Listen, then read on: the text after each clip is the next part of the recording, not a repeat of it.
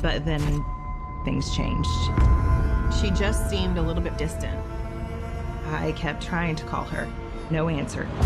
Tasha had some really strange stuff that happened that gave me a little bit of a chill down my spine. I kind of got this weird, kind of a gut feeling, almost made me sick. As soon as I pulled in the driveway, I knew I could feel something was not right. That's why you were afraid to go in the house, because you knew what to expect. No, sir. Yes. I will look you dead straight in the eye. That's why. Everything she was doing from the word go was a ruse, was a plan. There's Gary and Tasha out there in the outback. Look at them in the outback. Tasha Bentley and her husband Gary are on vacation with their friends Kevin. I'm your cameraman and documentary expert. And Amy. Tasha was my best friend, and Gary was Kevin's best friend. And Tasha's idea was that we were going to do this little best friends vacation to Jamaica. What is that? I don't know. Early soon. Tasha and Gary had sort of bought into this little timeshare, and so I told her that it was a great idea. You know, we all worked really hard, definitely earned our paychecks, and we just kind of wanted just some time away.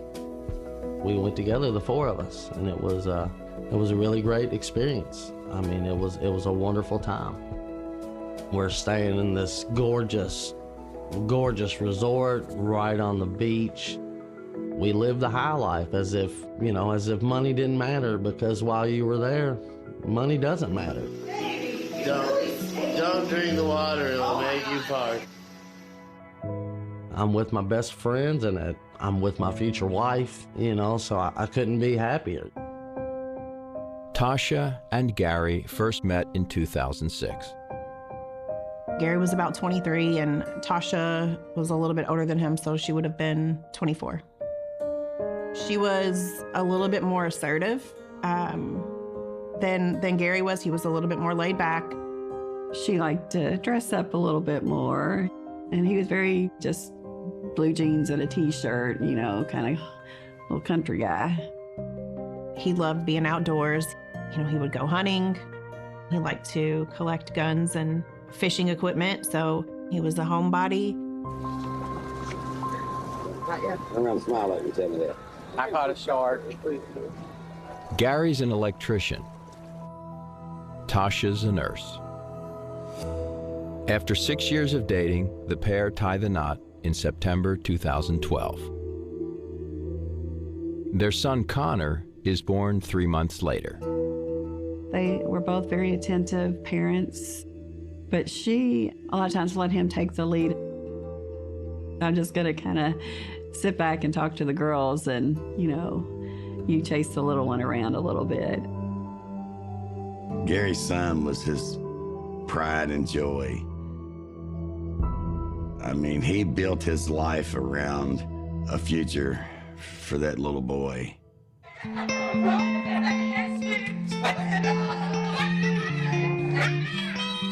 When Gary turned 30, he was achieving all the things that he wanted to do in life. He found the right woman. He was a great dad.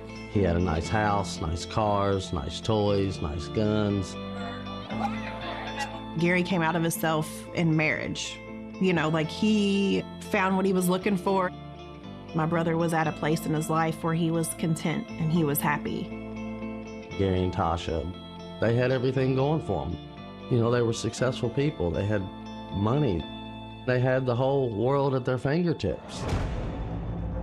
Despite all their success and money, under the surface, trouble is brewing in the Bentley marriage. Before our trip to Jamaica, Tasha had been having some performance issues at her job. I believe that Gary had his own suspicions based on how Tasha was acting, that maybe Tasha's job was in jeopardy. That was bothering him, which was causing them to have conflict.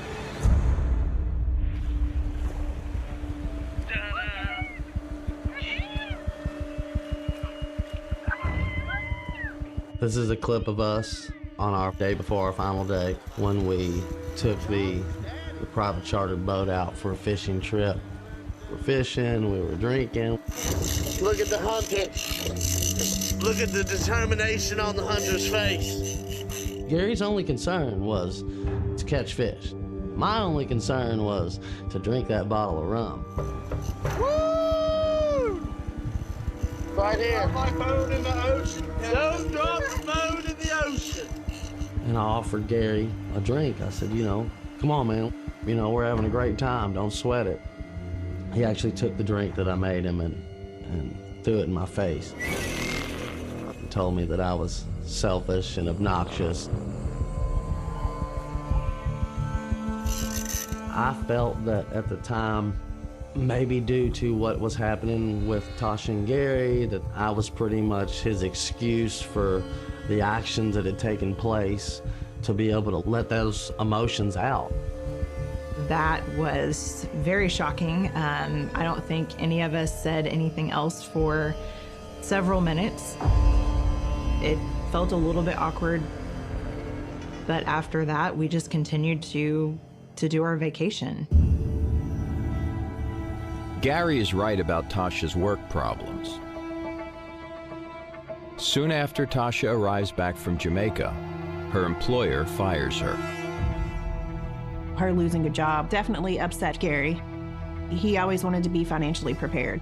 You don't want that extra stress because someone can't maintain a job. But that's kind of her personality, where we're not going to cry about something that we can't undo. We're just going to keep going, and we'll probably find something better. And she did. Tasha's new job seems to put the family back on track. And things were going good. You know, they were both working again. You know, sometimes you and your partner veer off a little bit and you just have to find your way back. Gary and Tasha were doing fairly well.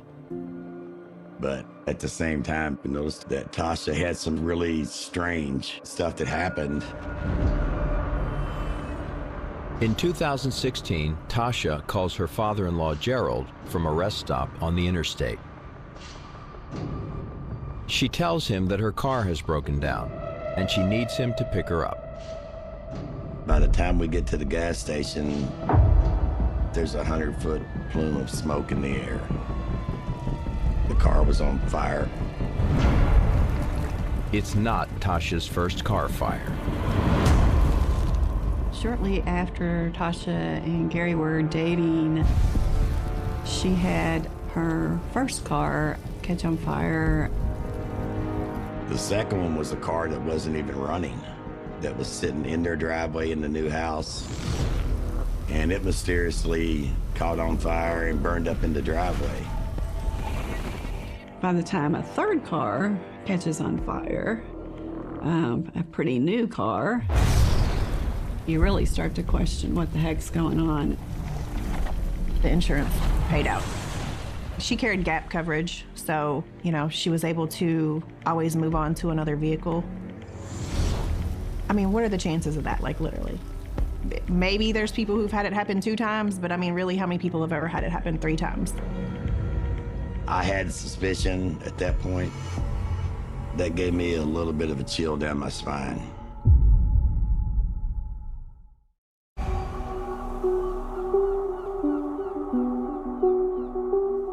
We went on a family trip to Mexico. It was just Gary, Tasha, Gerald, myself, and our grandson. We were all planned it for a long time. We were all excited. But Tasha seemed to be more, I don't know, standoffish. She was just really moody the whole time, kind of grumpy. Would start arguments over little bitty things, you know. Gary was just always like, oh, she's tired and everything's good, you know. Gary's father spends quality time fishing with him. Nice. We took a charter boat out to catch red snappers. I could tell during that trip that something was off and bothering him. At the resort, You couldn't use your cell phone. You had to go use the landline. Tasha, she just kept disappearing. Oh, I'll be right back. I've got to go. Or I'm going to the room, which she wasn't going to the room. She was going to make calls. She would just be really evasive about it, not wanting you to hear what she was talking about. And it made Gary mad. And on the boat, I had approached Gary and, hey, is everything okay? But he would never open up to me about any of it. He was like, I'll handle it. Definitely when we came back from our trip, noticed Tasha was gone a lot. She was working a lot of hours. And then every weekend, she was just never home. Tasha said she had a work conference in Knoxville, Tennessee, but she only found out the day before it was happening. So she tells Gary that she has to go and that it's mandatory, so she disappears. And at that point, I approached Gary and said, Gary, what's going on here? Something's not right. She's acting weird. There's no way she's working all these hours. And Gary was just so, laid back, quiet, that he was going to deal with it himself. She just seemed a little bit more distant, like family functions and stuff. She would be on her phone the whole time that she was around us. She started working overtime all the time. When she wasn't able to get off work and pick their son up from the daycare, my brother, Gary, had to start kind of picking up the slack. He seemed a little distant and a little tired to me. At that point, we would be getting ready for deer season. We would put out feeders, we'd put out cameras, and Gary was in heaven because he could take his son. That was one of Gary's big dreams, to take his boy hunting. He had put they called it a deer condo, a deer stand up in the woods, and he was starting to take his little guy out there. This was the year that Gary was going to let his son sit in the stand with him.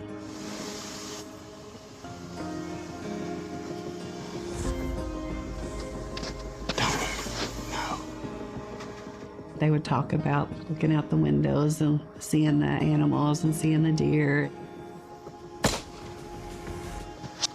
No, you missed. Just a really good, fun father-son bonding moment.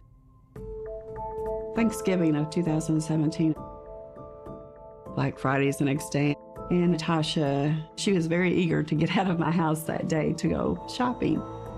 She was out really, really late into the night and came home with really no gifts. Just excuses that she really couldn't find anything. I think Gary wanted to believe it, but I think in the back of his mind, he knew she was up to something. On Thanksgiving, Gary and I went out, and Gary bought a large gun safe to keep his guns in. Gerald helps to install it in a bedroom closet. When we installed the safe, Gary and I put the guns in there. I could tell by my son's demeanor that something was wrong, and that's, I approached Gary, and he kind of brushed me off. The week after Thanksgiving, I had gone to their house. She would still cut our hair sometimes. And, we were just talking and chatting, and Tasha says, I'm afraid to stay at home by myself. And I said, wow, what? What's going on? And she's like, yeah, I'm just nervous to be here by myself. I'm afraid somebody's out to hurt Gary. And I looked at him, I said, did you make somebody mad? Why would somebody be mad at you or after you? And he's like, she's just crazy, Mom. And I kind of laughed it off. I kind of, went about the rest of our evening in conversation, but it just didn't sit right. On December the 10th, 2017, I received a call from Tasha stating that she had driven home and that she pulled in the driveway and that the garage door was open and she was scared to go in because it didn't look right. So I drove over there and I went in through the garage and was yelling for Gary. I entered the house through the open garage door. The dogs came running to me. Proceeded through the house to the kitchen. I turned the corner to Gary's bedroom and found him. Gary was gone. I think at the point when I found my son laying there that I went into shock. Gerald called and he said, "Where are you at?" And I said, "I'm on my way to Amy's." And he said, "Just turn your car around and come to Gary's right now." So I asked him, "Is something wrong with my baby?" And he said, "He's dead." I started just screaming, "Oh my God, not my baby. Oh, my baby, what on earth? Why God, why my baby?" And then my daughter calls me. I just remember, it seemed like my legs kind of got wobbly. My heart was in my stomach. It's like you can't even believe this is real, this is your life. It's shocking.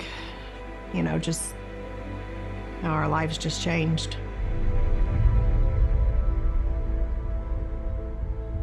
On December 10th, 2017, at approximately 7:56 p.m. is when the Kentucky State Police Post 5 received a phone call from Gerald Bentley. When Gerald called, he identified that his son was lying in his bed with a bullet in the back of his head. When I arrived on the scene, I go inside the bedroom, and I'm focusing on Gary, who's lying in his bed with his face turned away from the doorway. He's covered up with a blanket. Gary's in his bed sleeping. He was not disturbed by something, yet somebody came in and killed him. There was the shell casing recovered in the bed, and they found an open gun safe, which appeared to have missing guns. It had a keypad alarm system on it, and it was standing open. No electronics were stolen. Nothing was damaged inside the house as it was ransacked. None of the other big tools were stolen. So my thought was somebody may have come in and stolen the guns just for the sake of getting the guns alone and not worry about the other items. But if someone's in his house who's not supposed to be there, you would think that the dogs would have alerted him to that and he wouldn't have been executed in his bed. That is not consistent with what you would think of a type of home invasion robbery. That's telling me somebody who is very acquainted with the family and the dogs killed Gary. Detective Samu interviews Tasha in a patrol car. She claims that she last saw Gary alive that morning before he left to hunt deer. What time did you try to make contact with Gary? I texted him a few times. I called him a few times. She shows me that she's sending a text message saying, "How's the hunting going?" Something to that effect. Hope you got something good. At any time whatsoever from you calling or texting him, did he respond back in any way? No, sir. Okay, so you left the house. Where did you go? Friend Amy, I texted her before I left the house and said that we'd come over and see her. So I had already told Gary that he could go hunt. We were going to go hang out. Okay, so you went to Amy's in Kevin's house. What's her last name? Kevin Day. Tasha had informed me that there was a male friend of theirs named Kevin. So is there something going on that Kevin is an interest for me? How did Kevin and Gary get along? Any kind of disagreements or issues? They had a disagreement a long time ago. About? We were just on vacation in Jamaica. They had both been drinking and just gotten a spat. My question is Kevin involved in all this? Is there an argument between Kevin and Gary? Do I need to investigate him? I called her immediately. I kept trying to call her. No answer. I'm thinking she is so upset that she just can't talk. But then she did end up calling me. I asked her about the funeral. I said, what do you need from me? Do you need any help? And she said, I don't know, I'm just not gonna go. I was very shocked at that. And I kind of got this weird, kind of a gut feeling, almost made me sick. I got a little scared.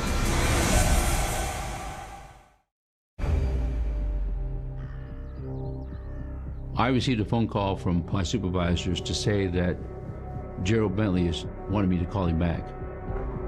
Gerald tells Detective Samu that Tasha's friend Amy has information to share. I'm gonna put her on down. Okay. She can tell you what she knows. Okay. Hi, this is Amy. So I vaguely remember being at Gerald and Lisa's house, and I was on the phone with the detective that I had never met on the other end. What is it you want to tell me about the situation? I know that Tasha, which was Gary's wife, is having an affair. She planned to leave him on January 14th. Okay, and who is she having an affair with? His name is Anthony. She had told me that at work she met this guy that worked there, Anthony. Tasha had expressed to me that her plan for leaving Gary to go be with Anthony was in January. She had made that decision to leave. So I felt like, why am I the only one that she's telling all of these things to? I think that she just knew I was loyal and that I wasn't going to judge her for it. Tasha was my best friend. But, at that point, my loyalty was not to her anymore. It's to Gary's family. So she had what I would determine a very experienced level in communicating with insurance companies, how to collect monies. I already know that she's already having an affair, so something's not wonderful. The things that Amy was telling me guided me to now, I feel very confident that Tasha has done something to make this happen. Later that afternoon, Detective Samu invites Tasha to an interview at the station. Today's date is Monday, December 11th. I need to secure some more information about Anthony and Tasha, and also about the insurance. Does Anthony's name ring a bell? How do you associate with Anthony?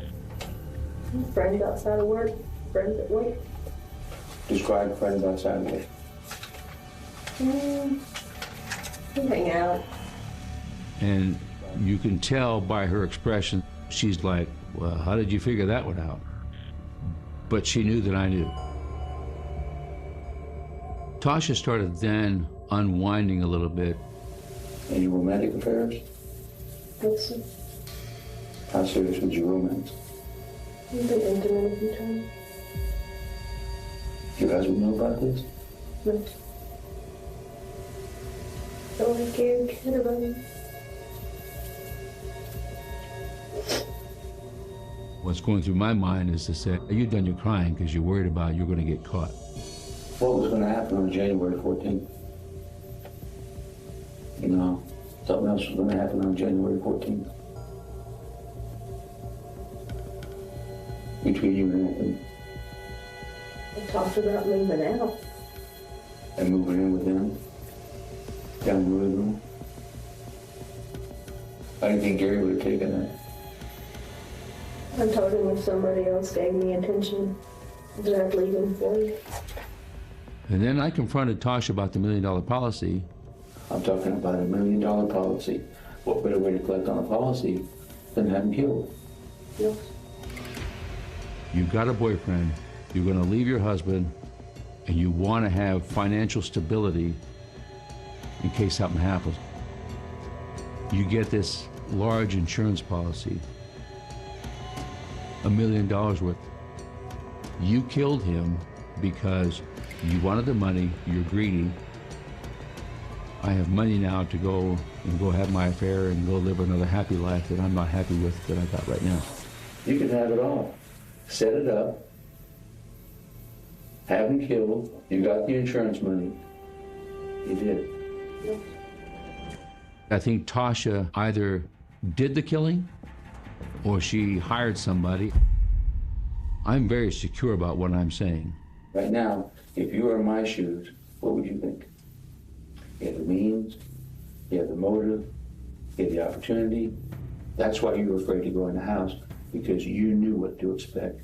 You knew your husband was murdered in that house. That's why you didn't want to go in. No, sir. Yes. I will look you dead straight in the eye. That's why.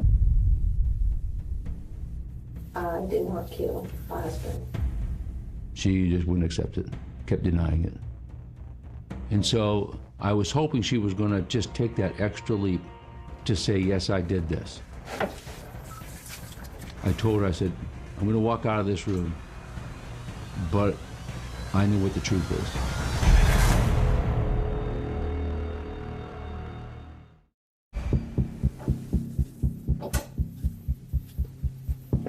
Hey, Tasha, how are you doing? 2 hours into the interview with Tasha Bentley, Detective Samu hands over to Lieutenant Kevin Johnson. Anybody else?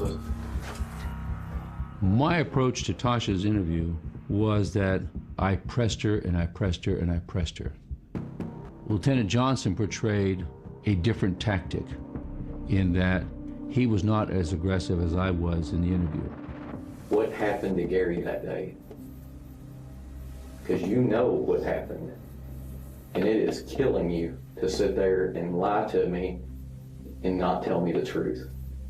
It will feel so much better when you tell me the truth of what happened. And you know it. Tasha, tell me what happened that day.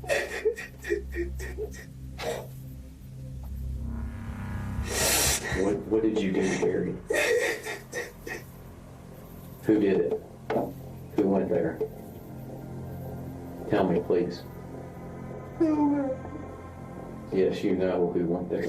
No. He didn't shoot himself. I know he did. And you can still be a mother to your child. But after today, I can't promise that. There was a key element that changed when Lieutenant Johnson identified how things are going to affect Connor. If you won't do it for me, do it for your son.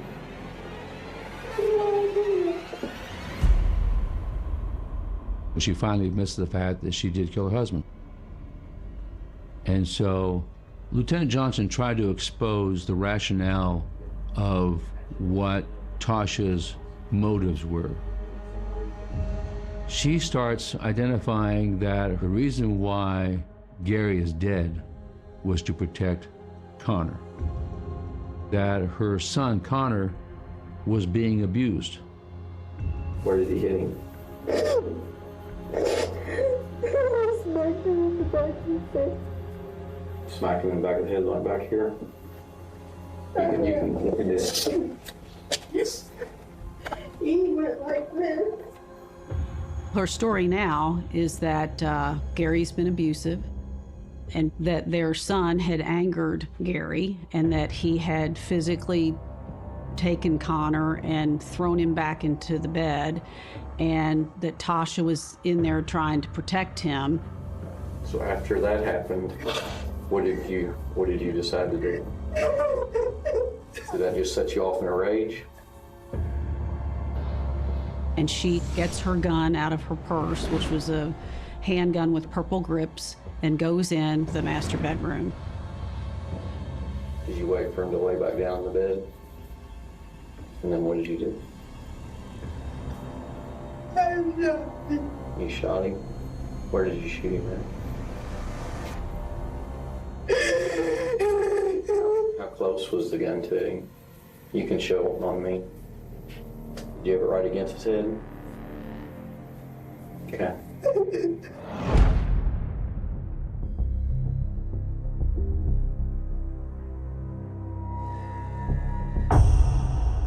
She's confessed to the murder. She's made allegations that it was in response to some domestic violence situation in their home, that he had been abusive to their son. We had to explore those allegations of abuse, to interview any and all people that were closely associated with them, her friends, her family, his family, the daycare workers. We were able to determine that there was no evidence of any abuse on Connor. And it really solidified for me as a prosecutor what kind of person we were dealing with. And to see how heartless she is. So cold and calculating.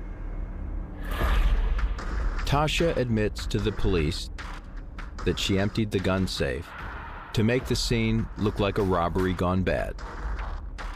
What did you do with the guns? Were they in the storage unit in Louisville? I was going to take them there, but I didn't. It was your boyfriend that held on to? Where are they at? I gotta go get them. I took them to him. You took them to him? And you tell him just to hold on to them for you? Tasha says that she packed the guns into boxes and stashed them at her boyfriend's sister's house. We went straight to Louisville, to the address, and we found all the guns that was removed from the house. The murder weapon was a silver gun, and it had a purple grip to it. That was Tasha's gun. I was able to interview Anthony personally around December 12th. He acknowledged that he had an intimate relationship with Tasha. Said it was around 2 to 3 months. And he understood that she was going to leave Gary. Anthony provided pictures, he provided text messages, everything that you can consider that would be very relevant to this investigation, Anthony provided with ease. Tasha had said that she had taken some training, I believe it was in Knoxville. Well, it came to being that he confirmed he and Tasha had gone on a weekend getaway, that they stayed at a cabin in Gatlinburg. I ain't gonna lie about nothing. And I can show you how you're telling me the truth. When you said that you went to Knoxville, Tennessee? Yes, sir. On 1617? Okay? Right there. That's your time card right there. That's your name right there. Yes, you sir. took off November 1617. Yes, sir. Tasha was always providing excuses to say, I'm going here, but in reality, she went over there. Part of all that was around the Thanksgiving time when Tasha said she's going shopping, when in reality, she didn't go shopping. She went over to Anthony's family's house. Anthony went on to identify then how he came to possess those guns. And he was very adamant that he was not involved in this murder. Tasha had conveyed to Anthony, I'm bringing some clothes over because I'm moving out and I want to make sure I got all this stuff. Well, when they got there, it was guns. Anthony had asked Tasha, why do you have all these guns here? What's going on? Tasha's response was, I brought these guns here because when Gary finds out that I'm having an affair with you, I don't want him to kill me. You know nothing about what she did or what was going to happen or none of that. I swear to God. And so Anthony is thinking, well, he's doing it to protect Tasha, not as an aiding and abetting Tasha's crime. Man, I swear to you. Anthony was not involved in killing Gary. His alibi was solid. So that's how we were able to rule him out. I would never in my life want nobody to get hurt, man. I felt very secure that Anthony and his sister was not involved in this murder. It was strictly Tasha. Investigators pieced together the lead-up to Gary's murder. It's textbook, from my perspective, of what her motive was, which was money, and I guess love, too, because she said she loved Anthony. So I suppose she didn't feel like she could be secure financially with Anthony, so she was going to take care of that by killing her husband and getting the life insurance policy to support their lifestyle. She gets confirmation that there's life insurance in place December the 6th, 4 days before the murder. Then I think that she got out of bed while Gary was sleeping. She shot him. Simple as that. She executed him. After she stages the robbery, she takes the weapons. She leaves the garage door open, puts the weapons in the trunk of her car, and then she spends several hours at Amy's house. Everything that she did, she planned it out. She had her alibi all structured out.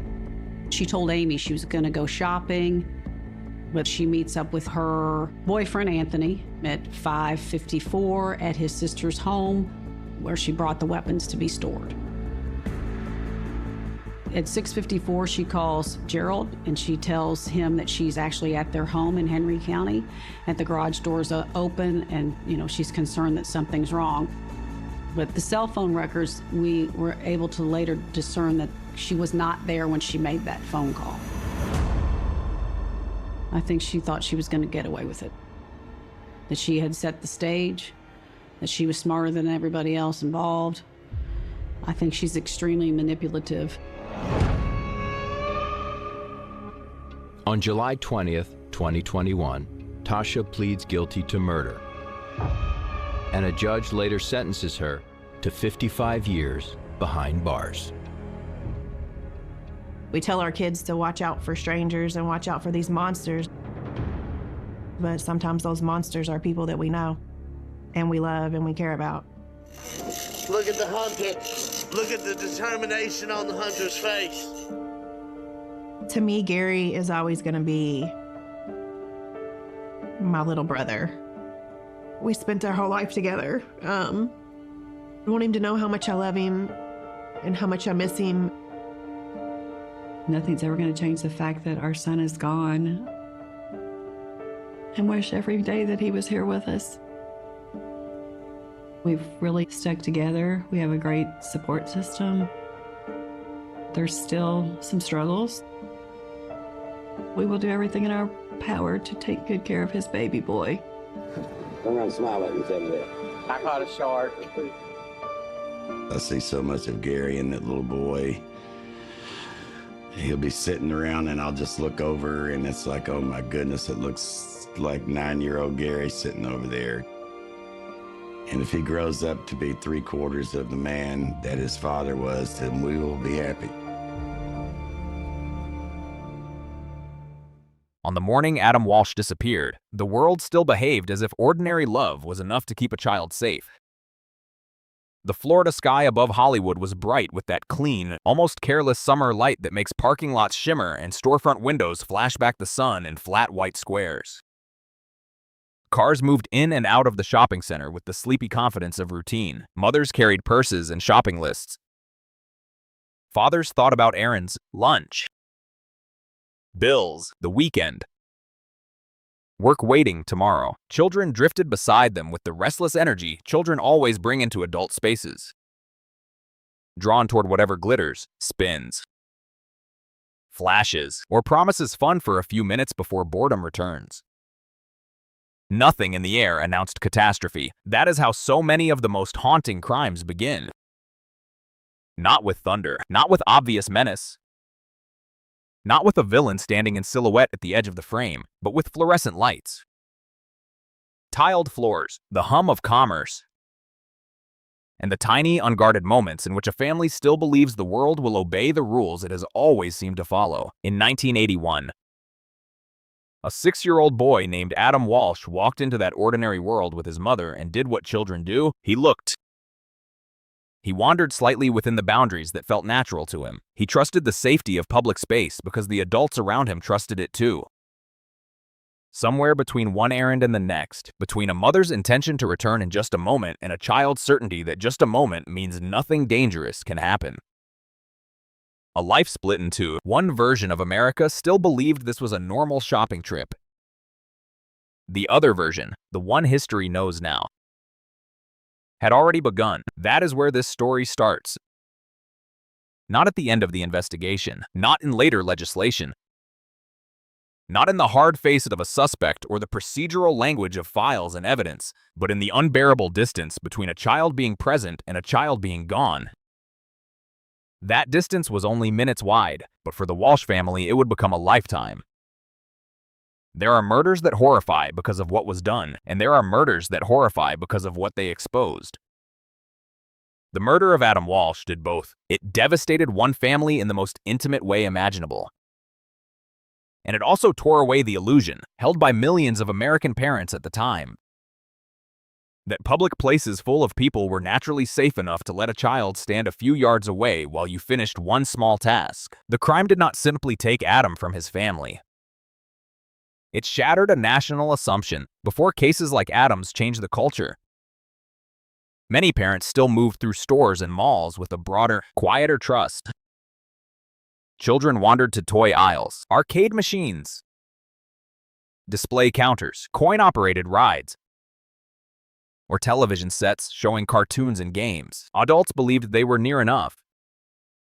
Near enough to hear a call for help, near enough to notice trouble, near enough to get back before anything irreversible could happen. Adam's disappearance destroyed that idea with terrible force. It taught the country that danger did not need darkness or isolation. It could exist under department store lighting, in the middle of a Saturday errand, among strangers who never noticed they had shared space with the opening seconds of a family nightmare. The hook of this story lies in that unbearable normalcy. A child should have been safe there. A mother should have been able to turn away briefly and come back to find him exactly where she left him. A store should have felt like an extension of public safety. Not the threshold of predation, but the world Adam entered that day did not honor any of those shoulds. That is what makes the opening of this case so enduring and so raw, even decades later. Every parent can imagine it too easily. You are in a place full of other people. Your child is occupied. You are not far. You are still inside the ordinary map of your day. Then you return, and the child is simply not there. At first, the mind refuses the truth. He moved to another display. He followed another group of children. He stepped around a corner. He is close. He must be close. Then the seconds begin to lengthen. The casual search acquires urgency. A name is spoken once. Then again, then louder. The body changes before the mind does. Blood turns cold. Vision sharpens and blurs at once. The ordinary public space around you becomes suddenly hostile. Not because it has physically changed, but because every face now belongs to a person who is not your child and may not know where your child has gone. That transformation from routine to terror is the first real scene in Adam's story, and it remains one of the most universally human openings in true crime because it enters through a parent's most ancient fear. The fear of reaching out for a child who should be there and touching only air, even now. Long after the case became famous, long after the name John Walsh came to represent advocacy, pursuit, and the long afterlife of grief transformed into public action. The emotional center remains with Adam as a little boy before all of that, before he became a photograph on television, before he became a symbol, before he became a name invoked in legal reforms, policy debates, and conversations about missing children. He was simply a child in a store with his mother, moving through the ordinary choreography of family life. That is why the crime feels so intimate even on a national scale. It does not begin in a remote place. It begins in a location so mundane that people pass through versions of it every day without thinking. A department store, a shopping trip, A child distracted by something interesting. A mother doing what millions of mothers do. The killer. Or the person who took him. If we stay inside the first chapter and refuse to rush ahead, enters not as a legendary criminal, but as the invisible force that can hide inside crowded spaces. There is something uniquely chilling about crimes that happen in public, yet remain unwitnessed in the way that matters most. Public places create a false sense of collective safety. If anything goes wrong, someone will see. If a child cries out, someone will notice. If a stranger acts strangely, someone will intervene. But public space can also swallow danger. People are distracted. No one knows which child belongs to whom. A boy moving beside an adult can look ordinary from a distance. A child being led away can seem like 100 harmless moments passing every day. That is part of the darkness in Adam's case. The act that took him did not need secrecy in the traditional sense. It needed only a few minutes, a confident offender, and the indifference of an environment full of people occupied by their own errands. The bright openness of the setting did not protect him. It concealed the crime by making it look impossible. This is one reason the murder of Adam Walsh has never faded into the archive of old cases. It altered the emotional architecture of parenthood in America. After Adam, the old public trust no longer fit as cleanly. Parents called children closer. Store managers thought differently about lost children. News outlets began treating child abduction as a singular national emergency rather than a tragic local story. Police departments and lawmakers eventually followed, but those consequences came later. Born from years of suffering, confusion, activism, and unresolved anguish. At the beginning, there was only the shock of absence and the terrible, rapidly widening awareness that a child had been taken into a darkness no one in the store had seen clearly enough to stop. There are cases in which the first chapter belongs to the killer because the killer dominates the opening with obvious violence. Adam's case is different. The first chapter belongs to the family, and especially to the mother who turned back and did not find her son. It belongs to the instant where ordinary time breaks. 1 minute is still part of shopping. The next minute belongs to the rest of your life. People sometimes talk about traumatic events as if they arrive like explosions. But many begin more quietly than that. They begin with confusion. A search of the immediate area, a question to a clerk. A repetition of the child's name, another aisle. Another department. Maybe security knows something. Maybe he wandered. Maybe another child saw him. Maybe this is fixable. Hope and dread rise together in those first moments. And that combination is among the cruelest human experiences there is. Hope keeps the body moving. Dread tells the soul what hope is trying not to say. Adam's case carries all of that. It starts with a mother searching before she understands. She is already searching against the clock of a predator's head start. It starts with a child small enough to trust the world and a public place large enough to hide his departure inside its normal flow. That is the scene every retelling must honor, because without it, the story becomes procedural too soon. The tragedy was not born in a file. It was born in a moment of separation inside a Sears store under ordinary lights. Florida itself matters to the mood of the opening. South Florida in 1981 had its own texture, heat lifting off pavement. The brightness of midday making everything look overly visible, the sort of visibility that tricks people into feeling protected. The shopping center, the department store, the errands, all of it carried the climate of family life in a growing American landscape where cars, stores, and suburban habits had created new kinds of public-private routines. People drove from home to retail spaces and assumed safety existed in the movement between them. Adam's abduction exploited exactly that assumption.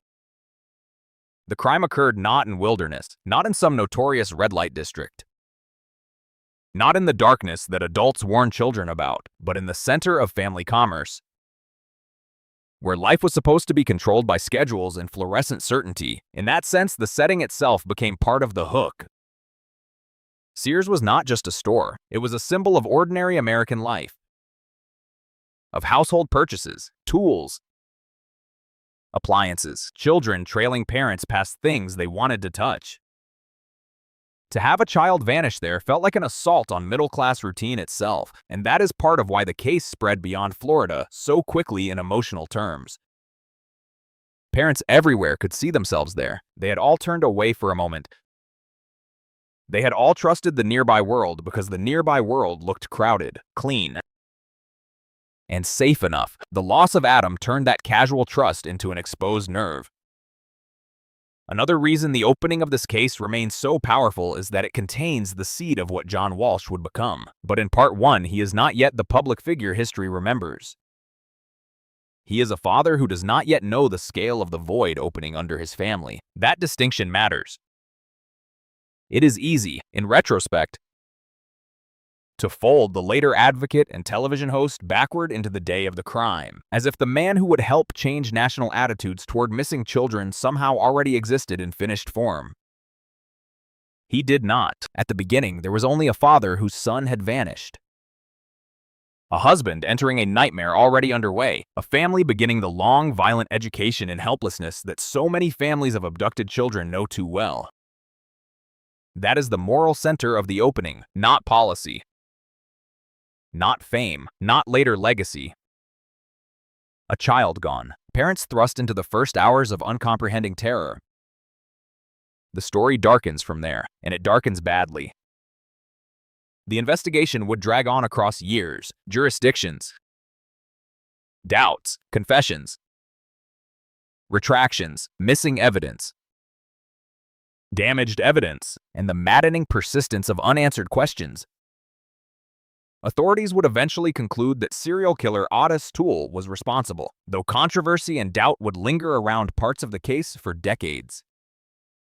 Adam's death would echo outward into law, media, policing, and advocacy. But none of that should be allowed to drown out the first truth, which is simple enough to break the heart on its own. A 6-year-old boy went into a store with his mother and did not come back out alive. Everything else in the story, every later argument, every televised appeal, every legal reform, every speech about victims' rights exists because of that single irreducible fact, the hook, then, is mercilessly simple. One ordinary shopping trip in bright Florida daylight became one of the most haunting child abduction cases in modern American history. A child disappeared not from some distant nightmare landscape, but from the center of normal family life. A mother lost sight of her son for what should have been a safe moment. A father entered the story through the door of devastation. And an entire country, though it did not know it yet, was about to learn that the disappearance of one little boy named Adam Walsh would change forever the way America imagined missing children, public safety, and the unbearable time between knowing a child is gone and knowing what the world has done with him, in that space between not yet and no longer. The whole story already exists like a storm just beyond the horizon, waiting to break. And perhaps that is why the image endures with such painful clarity, not because it is complicated, but because it is brutally easy to understand. A child in a store, a mother turning away, a return to emptiness. Every later detail, every forensic argument, every jurisdictional mistake, every debate over the killer, every courtroom omission or policy reform still bends back toward that one silent instant when the ordinary world failed to keep its promise. For parents, that instant is almost unbearable to imagine because it exposes how thin control really is.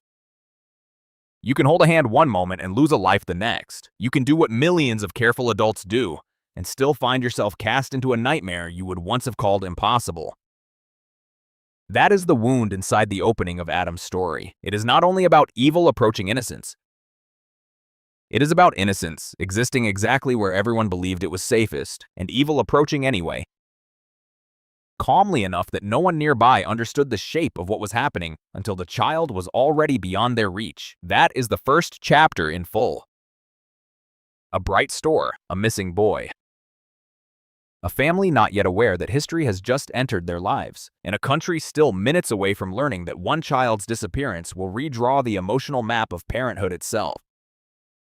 South Florida in the early 1980s looked, from the outside, like a place made for family life under bright skies. The sun came down hard on parking lots and palm fronds. Air conditioning hummed behind glass storefronts. Shopping centers rose out of heat and asphalt like small climate-controlled promises that whatever waited outside in the Florida glare could be softened indoors by fluorescent light. Polished tile and the neat logic of retail order. Hollywood, Florida, sat inside that world of expanding suburbs and family routines, a place where errands, car rides, department stores, and weekend shopping had become part of the architecture of American normalcy. It was not wilderness. It was not an obviously dangerous cityscape. It was not the kind of environment most parents would have described using words like predatory, exposed, or unforgiving. It was the kind of place where families drove to buy clothes, appliances, toys, or household goods and assumed that public life, especially in bright commercial spaces filled with other people, still obeyed a basic social contract. That contract was rarely spoken aloud because it felt so ordinary. Children could stay a few steps away. A mother could turn to look at merchandise. A father could compare prices while a child drifted toward something interesting nearby. The store itself, by being large, public, and well-lit, seemed to offer a kind of collective safety. Adam Walsh's story begins inside that illusion of safety. And part 2 has to linger there because without the setting, the crime loses part of its power. The terror that followed did not emerge in some remote place beyond the edge of daily American life. It emerged from the center of a world millions of families recognized as normal. Sears in 1981 was more than a store. It was one of the great institutions of American routine. A place where households equipped themselves, where fathers bought tools, mothers checked prices on clothing or appliances, children stared too long at bicycles, electronics, toys, or anything else glowing with the promise of brief delight. A Sears store was not romantic, but it was familiar in the deepest sense. It was woven into the middle-class and working-class choreography of family life. To enter Sears was to enter a space organized around domestic continuity, kitchens, hardware, back-to-school items, auto needs, home repairs, children's things, adult things, the whole infrastructure of practical American life under one roof. That matters because crimes that happen in symbolic spaces strike more deeply than crimes that happen only in anonymous locations. The abduction of a child from a Sears store felt like an assault on the country's own sense of what public family life was supposed to be. And that sense in 1981 was still broader, more trusting, and less formally alarmed than it would become later. The cultural background of the time is essential. America in the early 1980s had certainly known violence. Parents were not living in some fantasy world where danger did not exist, but the nationwide infrastructure of child abduction awareness that later generations take for granted was still underdeveloped. There were no Amber Alerts. There was no instant digital amplification through phones and social media. No rapid nationwide image circulation in the form people now know. Missing child cases could still remain local longer than they should. Departments did not always treat a missing child as an immediate emergency, requiring coordinated multi-jurisdictional intensity from the very first hour. Assumptions lingered that a child may have wandered, that a family dispute might be involved, that waiting could clarify what panic might distort. Those assumptions were not always malicious. Often they were institutional habits from a culture that had not yet been sufficiently transformed by the public understanding of stranger abduction. Adam Walsh's murder would help alter that culture, but in part 2, we are still inside the older one. The world before the full vocabulary of missing child crisis had hardened into policy and instinct. That older world shaped the choices adults made and the speed with which institutions reacted. It also shaped the emotional shock when a child disappeared from a place that should have been buffered by visibility and human presence. Hollywood, Florida, added another layer to the setting because it belonged to the broader South Florida environment of movement, migration, and expansion. Families drove between home and retail space through a landscape that could feel transient in some ways and domestic in others. The area was growing.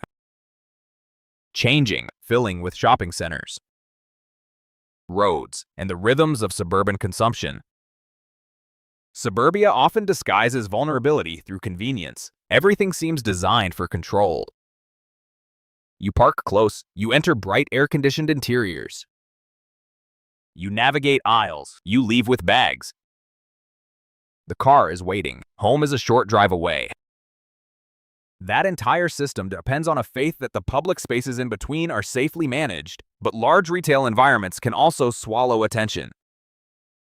They are full of distractions. The architecture separates parents and children by seconds and feet rather than miles. Yet those seconds and feet can become fatal if someone is watching, waiting, or simply opportunistic enough to act without attracting notice. This is the deeper setting of Adam's case.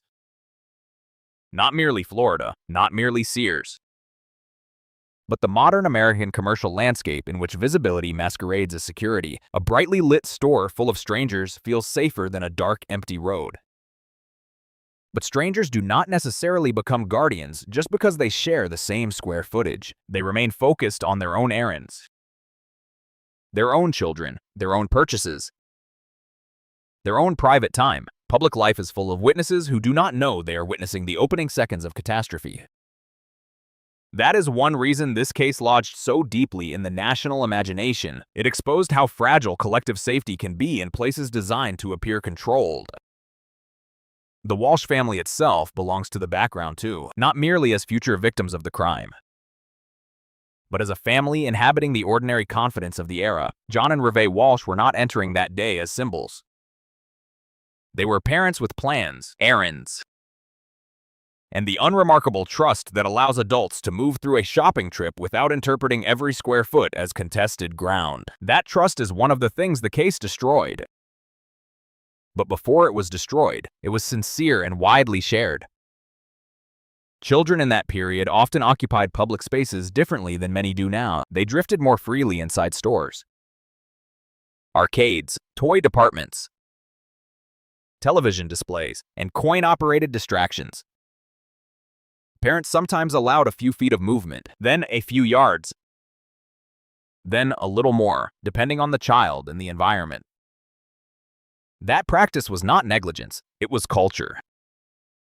It was part of the social atmosphere of the time, when public family spaces still felt collectively supervised by their very nature. Adam's case would become one of the crimes that taught America how vulnerable that atmosphere really was. But before it became a lesson, it was simply the setting of a child's day. There is another important background element here.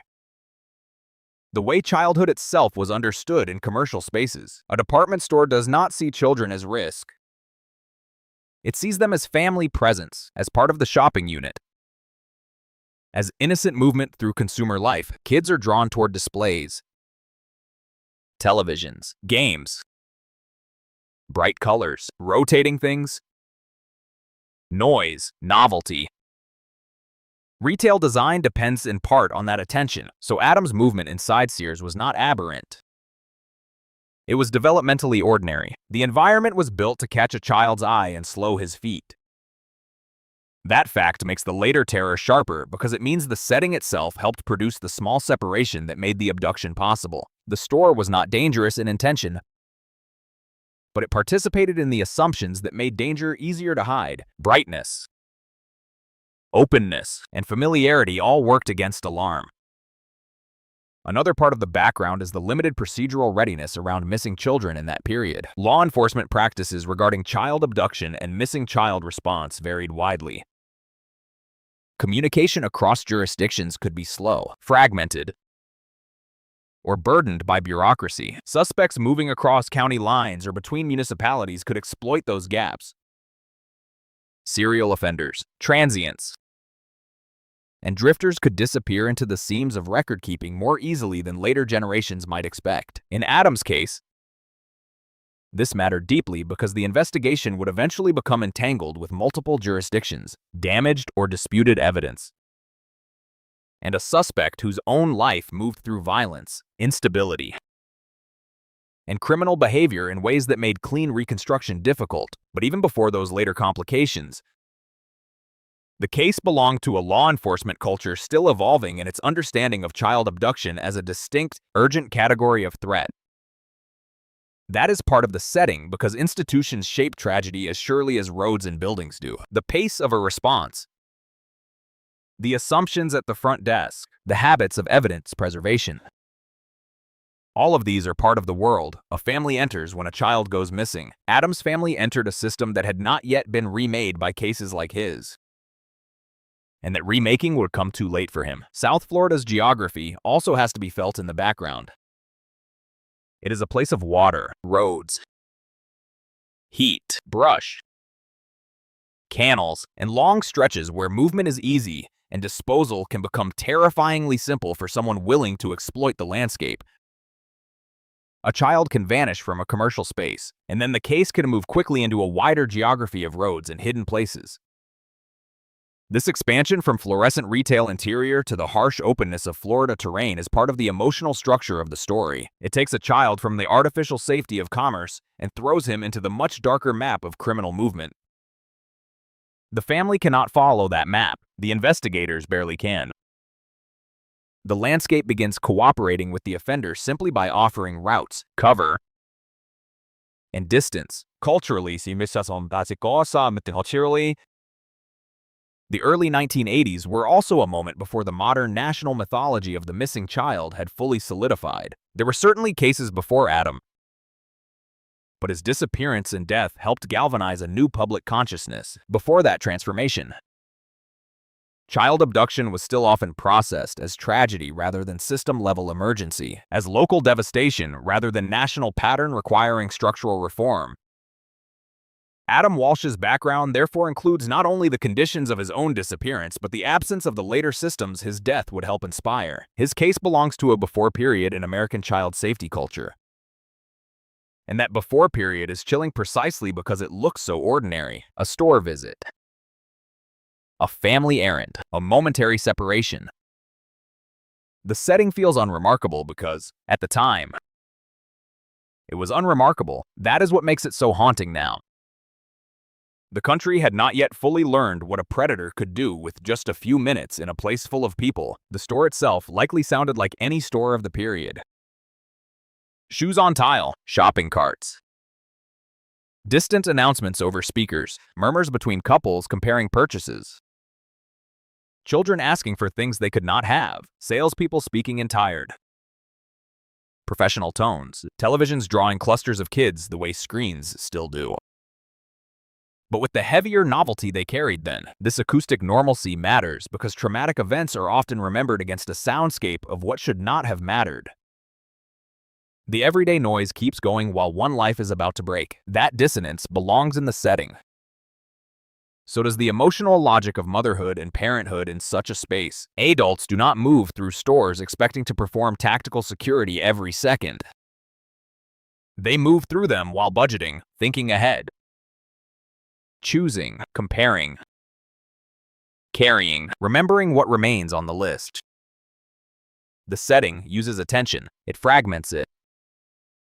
A child needs only a moment of independent fascination. An offender needs only that same moment in sharper form. That asymmetry is one of the darkest truths in the background of Adam's case. Family spaces are built on the assumption that everyone present is participating in some version of ordinary life. The offender breaks that assumption while still appearing to belong within it. The child and the mother obey the visible logic of the space. The predator obeys an invisible one. This is why the setting is morally important. It is not just where the crime happened. It is part of how the crime became possible. The wider American public would later reinterpret all similar spaces through Adam's story. Department stores, malls, parking lots, retail corridors. Everywhere children once roamed a little more loosely now carried an altered emotional tone. But on that day, none of that future knowledge existed yet. The Walsh family did not step into Sears carrying the education of later decades. They stepped into it with the assumptions available to responsible parents of that era. Assumptions shared by millions. That is what makes the background so important to establish clearly. Adam was not taken from an obviously reckless context. He was taken from ordinary American life at one of its most mundane and trusted points. The setting and background of this case, then, are made of bright Florida light, suburban shopping routines, an institutional landscape not yet transformed by the modern missing child movement, a family world resting on ordinary trust, and a culture that had not yet been forced to see how easily a child could be taken from the middle of public daylight. Sears becomes more than a store in this frame.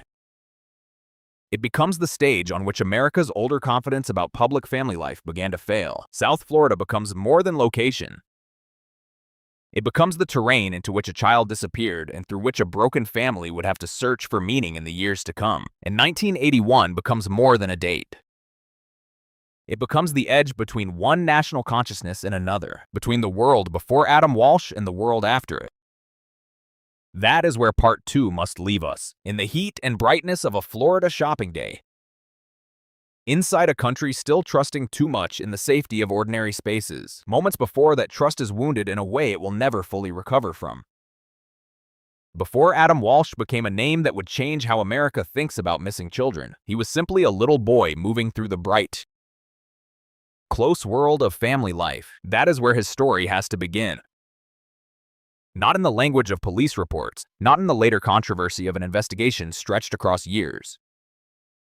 Not in the public identity his father would eventually take on in the national spotlight, but in the smaller, warmer scale of a child whose life still fit inside a home, a mother's hand, a father's voice, and the ordinary expectations that make 6 years old feel at once tiny and endless. A 6-year-old does not live in history. He lives in rooms, routines, and sensations.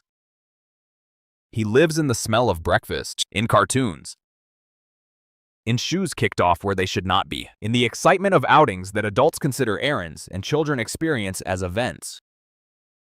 Adam belonged to that age completely. He was young enough for the world to still arrive in bright fragments. A display in a store, a game on a television, a car ride, a promise of later, a favorite shirt, the certainty that parents always return. Those details matter because murder turns people into symbols unless someone insists on restoring the life that existed before the violence. Adam was not born into public memory. He was born into a family. He was a son before he was a case. He was loved before he was lost. There is something especially painful about telling the story of a child this young because children at 6 have not yet begun the complicated performance of adolescence. Their personalities are already vivid, but still openly worn. Joy comes quickly. Curiosity wins often. Anger flares and disappears. Fear is immediate. And comfort still works in straightforward ways when it comes from the right voice or the right arms. A 6-year-old's world is built from trust so total that adults almost stop seeing it. A child gets into the car because his parents say it is time to go. He walks through a store because the store is part of the normal world his parents permit. He focuses on what fascinates him because someone else is carrying the larger burden of danger. This is one of the cruelest truths in child abduction cases. The very innocence that makes childhood what it is also makes childhood dependent on an outer ring of protection the child does not know he needs. Adam lived inside that ring.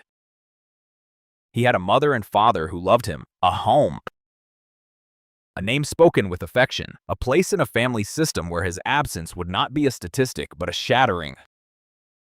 The victim's story in a case like this must hold on to domestic detail, because domestic detail is what death interrupts. Somewhere in the Walsh home there would have been the small evidence of Adam's being. Clothes, toys, drawings, the sounds he made moving from one room to another. The particular disorder that attaches to one child rather than another. Children create a geography around themselves. A favorite object ends up in one place repeatedly. A chair becomes associated with where they sit. A blanket, a pair of shoes, a cup, the routines of bedtime, the negotiations around meals. All of that forms a texture unique to the child. Parents rarely think of it this way while life is still intact. They just live inside it. But after a child is taken, that texture becomes unbearable because everything remains where the child does not. Adam's story, therefore, belongs first to the space where he should have kept growing. There should have been more birthdays, more school years, more arguments small enough to feel harmless, more moments of being called in from outside, more chances to become older than the photographs that later fixed him in the national imagination. At 6, the future is still embarrassingly rich with ordinary promise. Adulthood is far away, but the path toward it is crowded with the things children are supposed to get to survive first. Another Christmas, another summer, another scraped knee, another set of shoes outgrown too quickly, another school picture, another fever in the night that ends safely by morning, another family outing. The tragedy of Adam Walsh is sharpened by how complete his childhood still was. He was not standing at the edge of separation from his parents. He was not already half absorbed by teenage independence. He was still in the age of immediate belonging. That makes his loss feel not only violent, but premature in a way that resists language. A 6-year-old is all present tense. Ask him a question and his answer belongs to now. What matters is now. What he sees, what he likes, where he wants to look, what catches his attention. This openness is one reason parents often remember children of that age so vividly. They still move through the world without the masks older children begin to form. Their wonder is visible. Their boredom is visible. Their dependence is visible, even when they are excitedly trying to prove that they can stand a little farther away or do a little more by themselves. Adam would have lived inside that beautiful contradiction, old enough to be thrilled by a display or a screen in a store, young enough to believe his mother being nearby, somewhere, was the same thing as safety itself. People sometimes forget that a child's courage is usually borrowed from the adults he trusts. A 6-year-old can seem bold because he does not yet know what adults know. He can drift 10 feet, 20 feet, 30 feet from his mother and feel no danger because in his mind, she is still part of the structure of reality. She is still available. She is still the world arranged correctly. That is why the victim's story here cannot be separated from the family's ordinary confidence before the crime. Adam's trust came from their trust. His ease came from the public space his parents believed was manageable. He was living exactly as a 6-year-old should live in that setting. Interested, distracted, temporarily captured by whatever boyhood thing had caught his eye, secure in the assumption that his mother would come back. If Adam is to be remembered fairly, he must be remembered as more than innocence in general. He was his own child, with his own developing moods and preferences, his own timing, his own energy. Children at that age can be affectionate one minute and stubborn the next. They can be shy in one setting and dazzlingly open in another. They can ask endless questions or vanish into concentration so completely that the world narrows to one object of fascination. A television display in a department store would have been exactly the kind of magnet a child like Adam might have found irresistible. Bright, moving, exciting, larger than life. That detail matters because it helps restore the moment before the crime to its real scale. He was not wandering in some dramatic search for danger. He was being 6. His attention had been captured by something designed to capture attention. That is what children do. In the victim's story, then, the store is not just a scene of abduction. It is a place a little boy entered with ordinary eagerness, and Adam's family is not just the family of a future victim. It is a living family on a normal day. Parents take their children on errands because that is what family life is made of. Not the extraordinary, but the repeated. The car ride, the stop at the store. The expectation that everyone will go home afterward, before the crime. The Walsh family existed inside those repetitions. Adam's disappearance tore not only a child out of that life, but also the family's confidence in the basic script of everyday safety. Yet in part 3, the father is still just a father. The mother still just a mother. Adam's still just their little boy. That simplicity is important because later public history can flatten people into roles. John Walsh becomes the grieving father who transformed his pain into national advocacy. Reve becomes the mother at the center of a famous child abduction case. Adam becomes the symbolic child America could not save. All of those identities are real in retrospect, but before the abduction, they were a family moving through the ordinary tenderness and exhaustion of raising a young son. The victim's story should dwell there long enough for the later violence to feel what it truly was, not merely a crime, but an amputation from a living family body. A child's absence reorganizes everything. The room changes first, then the house, then time itself. But before absence, there was presence. And presence had shape. Adam would have had the rhythms of a 6-year-old boy in a home that knew him intimately. The sound of his voice from another room, the way he asked for things, the way he looked when focused, the way he ran. Maybe not like any other child, because no child runs exactly like any other. These are the details families hold and lose simultaneously when a child is murdered. They still have memory. But memory turns cruel because it can no longer be refreshed by the child's continuing life. Everything fixed about Adam in public memory now was once fluid in private life. He was changing. He was in motion. He would have become a slightly different child next month, and different again next year. That unfolding was stolen, and perhaps that is the hardest part of the victim's story in cases like this. Murder does not only end a life, it freezes it at its most incomplete. Adam would never get the chance to become difficult in the ways older children do, never get the chance to embarrass his parents. Challenge them, drift away from them for a while. Return with a changed voice, changed face, changed ideas. He would never grow into whatever kind of man he might have become. He remained 6 forever in the national eye, and there is something uniquely cruel about a country remembering a child forever at the age when his faith in adults should still have been rewarded, not betrayed. The same is true for the family's memory. When a child dies, the family continues aging around a still point. Parents grow older, faces change. The world keeps moving, but the child remains fixed in all the photographs and all the remembered habits of that last age. The victim's story therefore extends outward into the emotional future the family was denied. There should have been school milestones, awkward phases, jokes repeated until they were no longer funny, medical scares that turned out not to matter, ordinary acts of growing up that would have slowly moved Adam from small boyhood into adolescence. Instead, the family's story split in one instant. Before that split, however, Adam belonged to the innocent emotional economy of family life. Someone called his name dozens of times a day without fear attached to it. Someone tucked him in.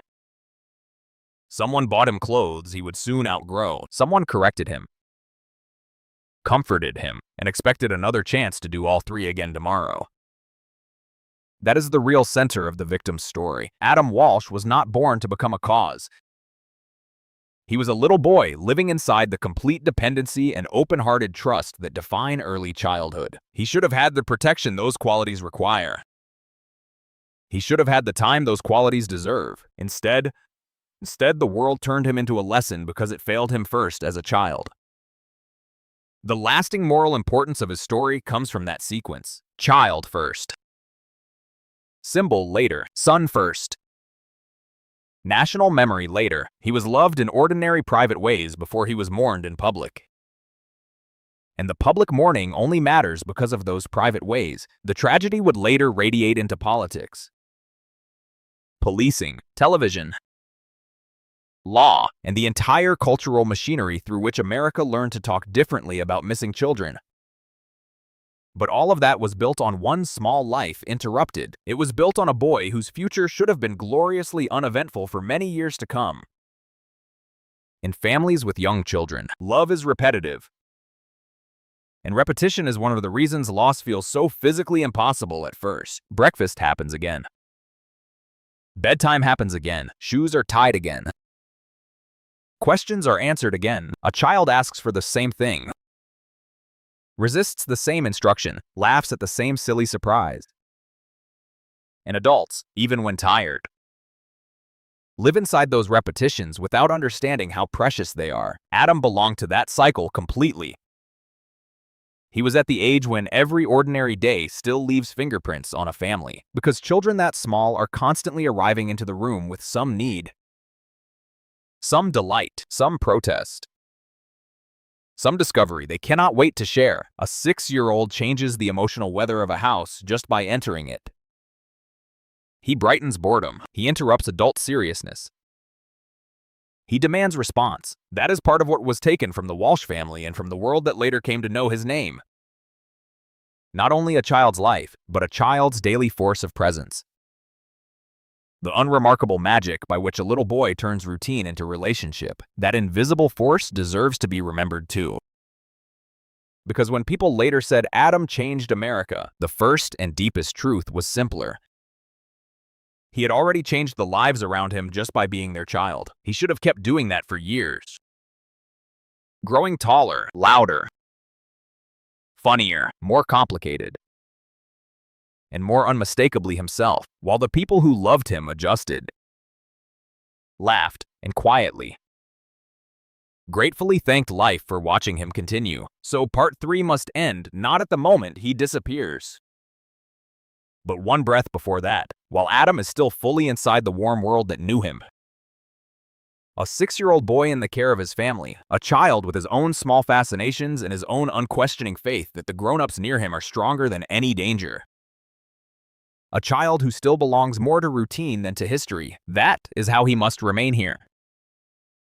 Because once he vanishes, the whole country will begin remaking him into meaning. Before that happens, he deserves to be seen as he was, not an emblem, not a warning, but a beloved little boy whose life should have gone on in all the simple, ordinary, beautiful directions childhood promises. For a few moments longer, that promise is still unbroken. His parents do not yet know the word devastation in the intimate way they soon will. The store is still just a store. The day is still just a day, and Adam is still exactly where every child is meant to be. Inside the unnoticed miracle of being loved without anyone imagining how quickly the world can become unbearable. The incident began in the smallest possible way, with a mother stepping a short distance away and expecting the world to remain in the shape she had left it. Inside the Sears store in Hollywood, Florida, the light was bright, even, and ordinary. The kind of department store brightness that erases mystery rather than creates it. Shoes moved across tile. Carts rolled. Voices drifted in low fragments from one aisle to another. Somewhere a cashier was speaking in the flat rhythm of retail courtesy. Somewhere else, a child laughed at a television display or a toy or the simple novelty of being in a place built to attract attention. In that atmosphere, Adam Walsh was exactly what a 6-year-old is supposed to be. Curious, occupied, close enough to safety that no adult nearby would have described him as endangered. He had been left for a brief moment near a display of older boys gathered around video games or televisions. The kind of magnet for childhood focus that makes time slip strangely. To a child, a few minutes can feel like a full little world. To a mother, a few minutes can feel entirely harmless if the child is in public view and the errand is small. That is the first cruelty of this case. Nothing about the moment announced its own importance. There was no cinematic signal, no obvious warning, no figure approaching through ominous shadow. There was only a child in a store and a parent expecting to return. The rupture came not in noise, but in absence. When Reve Walsh came back, Adam was gone. For the first second, perhaps the second after that, the mind would have resisted the truth entirely. A child this young does not simply vanish. He has stepped to the side. He has followed another boy. He has moved to the next display. He is still within the ordinary map of the room. That kind of assumption is not denial in any moral sense. It is the mind clinging to the only version of reality it has needed until now. So the first movement would not have been panic, but correction. A look to the left, then right, a quick scan behind the cluster of children. A sharper look at the aisle opening, his name spoken once at normal volume. then again with the tone altered just enough to register concern. But concern can harden frighteningly fast when the expected small answer does not come. The display where he had been standing was no longer a harmless landmark. It was now the last fixed point in a map that had already begun to fail. What happened in the gap between Adam being seen and Adam not being there is the core of Part 4, and it is terrible precisely because so much of it remains unwitnessed in the way that matters most.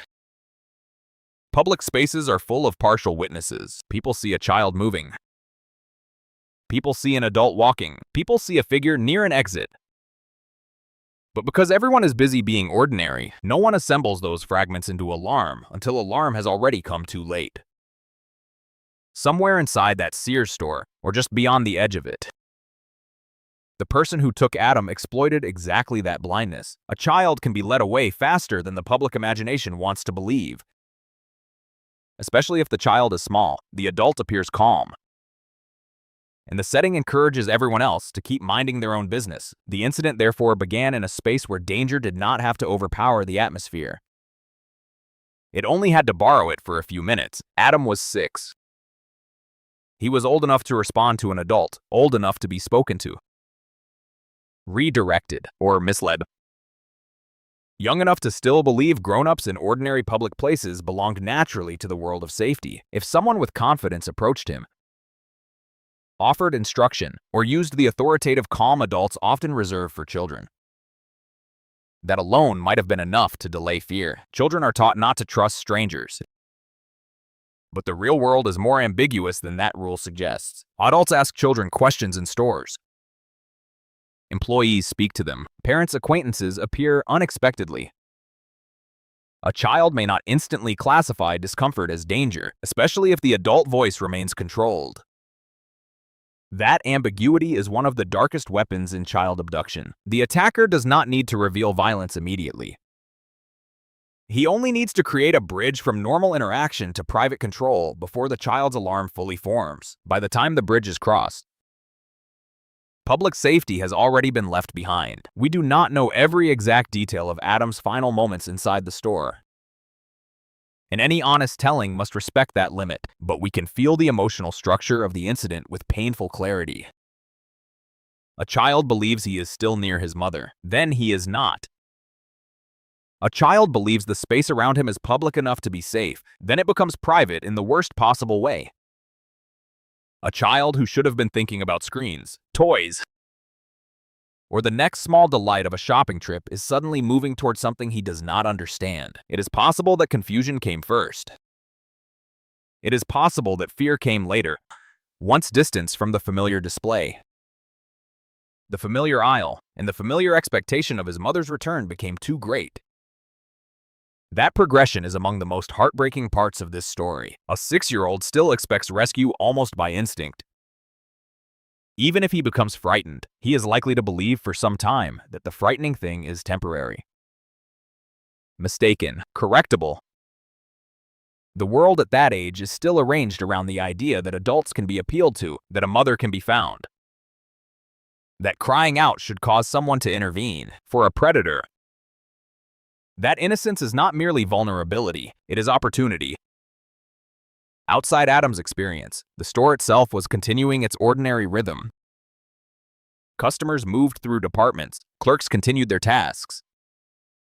Somewhere, perhaps very close, someone who might later say they remembered a little boy standing somewhere or another adult moving in a particular direction did not yet know that memory was being transformed into evidence. This is one of the most unbearable truths about abduction in public places. Life keeps going around the crime with almost no visible disturbance. That continuity is not morally wrong. It is simply human. People are occupied by their own shopping, their own children, their own fatigue, their own plans for the rest of the day. A child leaving with an adult is not, by itself, a spectacle. It is an ordinary sight. The incident depended on that ordinariness. It allowed a child to be removed from the center of public life without the instant rupture the family would later feel. For Adam Walsh, the next phase of the incident unfolded in widening circles of dread. A quick search of the immediate area, another call of Adam's name, questions to nearby children. Perhaps store employees, perhaps anyone who might have seen where he went. It is difficult to imagine a more physically frightening acceleration. The body recognizes emergency before the mind fully accepts it. Pulse rises, vision narrows. Sound becomes both sharper and less useful. Every aisle begins to look too long. Every second becomes morally charged because the child should have been found by now if the world were still behaving correctly. At some point, the search shifts from personal to collective. Staff are involved. Security is involved. The possibility that Adam has simply wandered begins giving way to the possibility no parent wants to name aloud. He may have been taken. That threshold, the movement from missing nearby to missing into danger, is one of the true incident points in this case. Once crossed, nothing in the day remains ordinary. A store becomes a maze. Strangers become potential witnesses or potential threats. The public environment that had seemed to promise safety now feels like an accomplice made of distraction. What happened after Adam left the immediate orbit of Sears likely unfolded very quickly. Child abduction by a stranger often depends on compressed time, rapid removal from the last known location, and a transition into a vehicle or controlled environment before effective alarm can spread.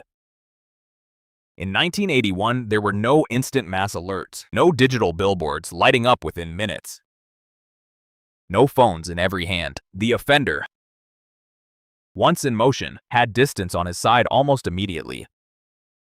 South Florida's roads, parking lots, and travel corridors became part of the crime the moment Adam was carried beyond the reach of the store. A child can go from visible to unreachable in less time than most people can emotionally process. That is why the incident in this case is not confined to the store. It stretches outward into cars, streets, heat, motion, and the vast anonymity of Florida's open movement. Somewhere within that movement, Adam would have had to confront the fact that he was no longer merely separated from his mother but truly in the hands of someone else. For a 6-year-old, that realization is almost too painful to hold in language. A child that age knows fear in bodily terms. The stomach changes, breathing changes. The wish for the mother becomes immediate and absolute. Questions come first. Perhaps, where are we going? I want my mom. Or perhaps the body understands before words do. And the child falls into the frightened silence. Children sometimes enter when they sense that language may not help. All of this belongs to the incident, even though much of it can never be fully recovered. The crime is not only the point of taking, it is the corridor of terror that follows.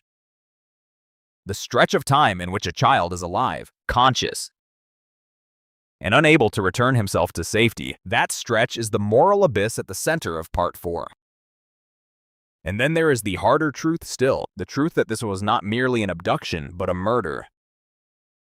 Adam was taken into a level of danger from which there would be no ordinary rescue. The person who removed him from the store did not intend a temporary separation or a confused wandering. The incident, therefore, contains a final betrayal even more severe than the first. A child who still believed in adult protection was delivered instead into deliberate cruelty. It is not necessary and would not be respectful to narrate those final acts graphically. The emotional truth is stronger without spectacle. What matters is that the offender crossed every boundary that should have protected Adam, first by taking him, then by carrying him beyond all witness, and finally by ending a life that had barely begun.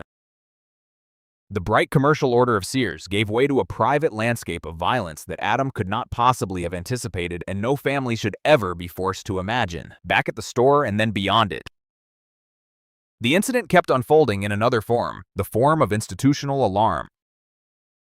Police were called, descriptions were given, timelines were reconstructed. The initial search widened from the immediate premises to the surrounding area.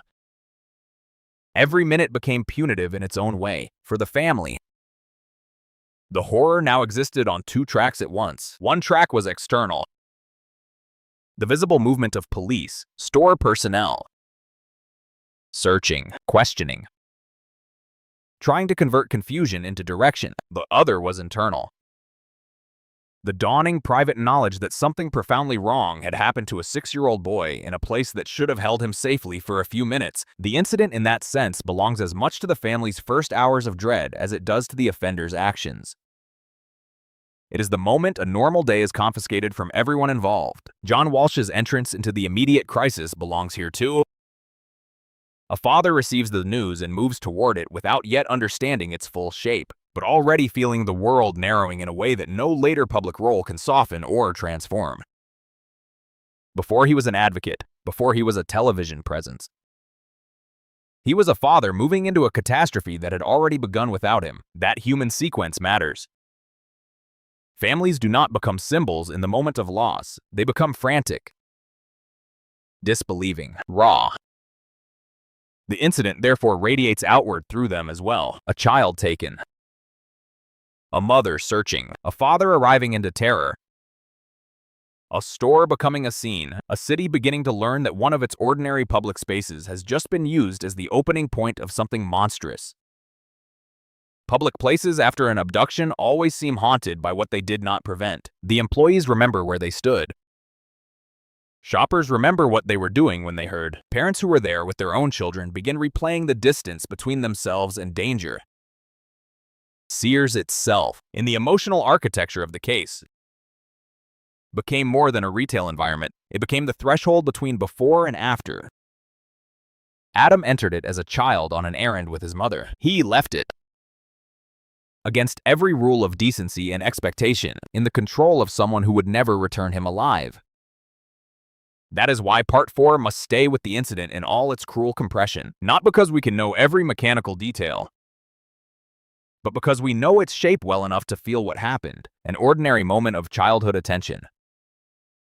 A brief separation, a public setting mistaken for collective safety. A rapid unseen transfer from visible life into private violence, a family's first rising panic. A city's first knowledge that the day has broken in a way it cannot yet repair. This was how Adam Walsh was taken. Not from darkness already named as danger, but from the center of brightness, routine, and trust. That is what made the crime so seismic. It taught America that evil did not need to lurk at the obvious edge of life. It could stand within it, wait for a 6-year-old to look in the wrong direction for 1 minute, and turn a shopping trip into the beginning of one of the nation's most heartbreaking child murder cases. Every later consequence, every investigation, every controversy, every policy reform, every speech John Walsh would one day make, all of it grows out of that single irreversible chain of moments. A child is left briefly in a place that seems safe. A child is no longer there. A predator has already moved. The world has already failed, and by the time the first truly panicked calls for help are filling the store, Adam is already too far from ordinary life for ordinary life to protect him. That is the incident in its full and merciless scale. Small enough at the beginning to feel impossible, vast enough at the end to change a nation's understanding of what one vanished child can mean. And nothing about America felt safe afterward. The discovery phase of Adam Walsh's case began long before his body was found.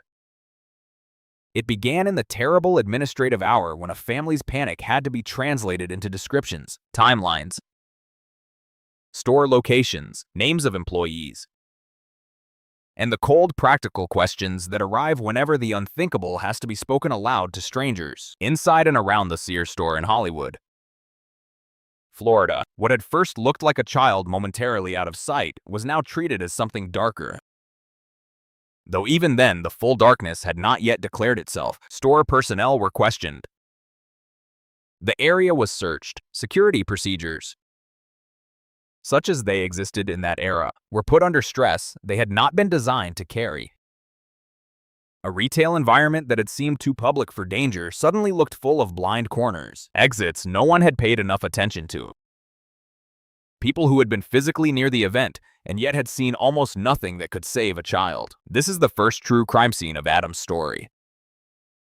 And it is haunting because it appears so clean at first glance. There is no broken glass, no overturned furniture, no obvious struggle preserved in a single terrible tableau. The violence begins in absence. That absence is what investigators had to read.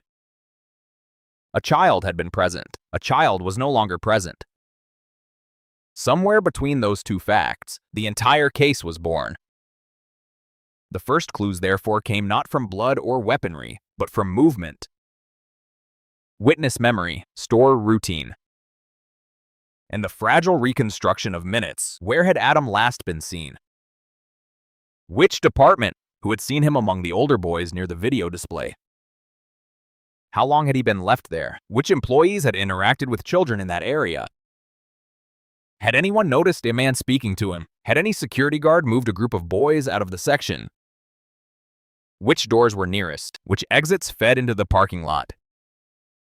A lost child investigation in a major retail space depends first on compressing space and time, forcing the building to reveal how a 6-year-old could disappear inside it without the architecture itself registering alarm. Detectives and responding officers had to ask the kind of questions that sound brutally ordinary against the emotional scale of the event. What was he wearing?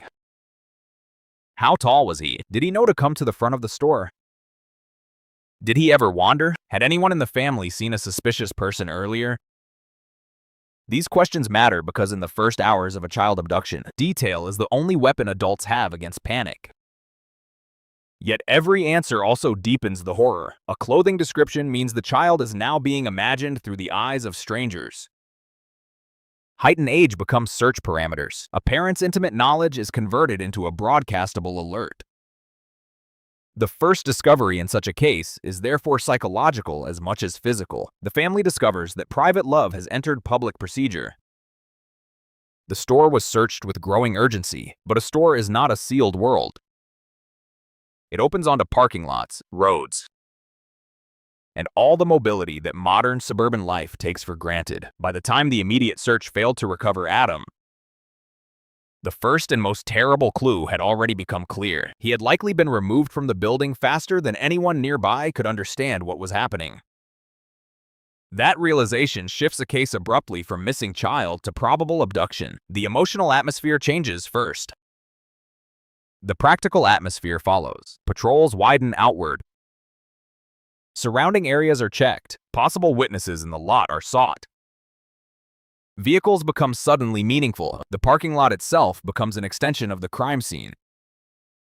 Not because anyone can yet point to a single car or exact route, but because it is the first zone in which public visibility gives way to movement and escape. This transition is one of the cruelest aspects of Adam's case. The store should have contained the danger. Instead, it merely obscured the opening act. Once outside, the offender had Florida's roads, heat, and distance on his side. The initial clues from Sears were maddeningly incomplete.